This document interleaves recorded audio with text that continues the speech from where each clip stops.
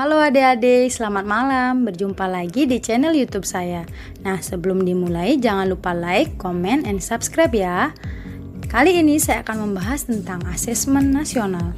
Apa itu asesmen nasional? Asesmen nasional adalah program evaluasi yang diselenggarakan oleh Kemdikbud untuk meningkatkan mutu pendidikan dengan memotret input, proses, dan output pembelajaran di seluruh satuan pendidikan. Asesmen nasional dilakukan dengan 3 instrumen, yaitu asesmen kompetensi minimum, survei karakter, dan survei lingkungan belajar.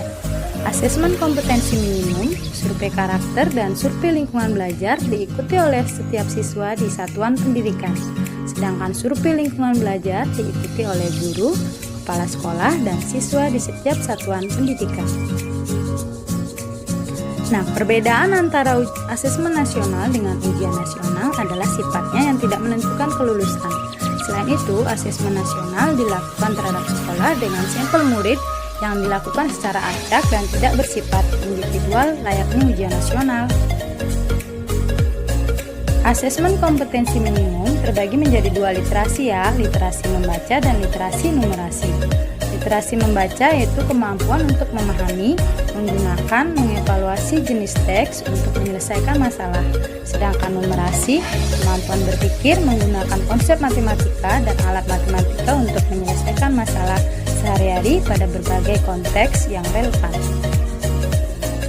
Laporan hasil KM dirancang untuk memberikan informasi mengenai tingkat kompetensi murid yang nantinya digunakan untuk menyusun strategi pembelajaran yang lebih efektif dan berkualitas sesuai dengan tingkat capaian murid. Nah, adapun bentuk-bentuk soal KM yang terbagi menjadi 5 bentuk soal, yaitu yang pertama pilihan ganda yang mana murid hanya dapat memilih satu jawaban benar dalam satu soal.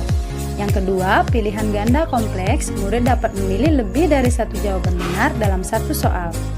Yang ketiga, menjodohkan, murid menjawab dengan cara menarik garis dari satu titik ke titik lainnya yang merupakan pasangan pertanyaan dengan jawabannya. Yang keempat, isian singkat, murid dapat menjawab berupa bilangan, kata untuk menyebutkan nama benda, tempat, atau jawaban pasti lainnya. Yang kelima, uraian. Murid menjawab soal berupa kalimat-kalimat untuk menjelaskan jawabannya secara lebih detail ya. Nah, sudah siapkah kalian untuk mengikuti soal AKM? Nah, berikut ini saya akan berikan kalian langkah-langkah untuk mengikuti soal AKM. Yuk dicoba. Nah, ini ya, ada langkah-langkah mengikuti soal AKM. Langkah yang pertama yang kalian lakukan adalah membuka laman pusmenjar.kemdikbud.id/ayo-akm- di Google Chrome ya.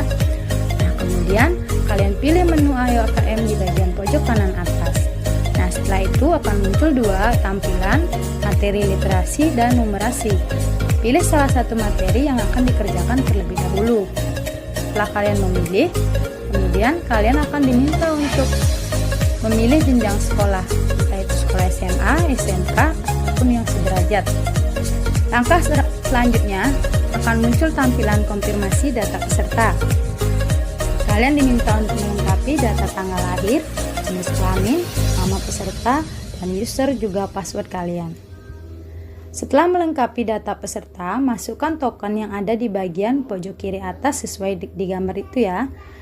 Kemudian kalian masukkan dan kalian klik submit.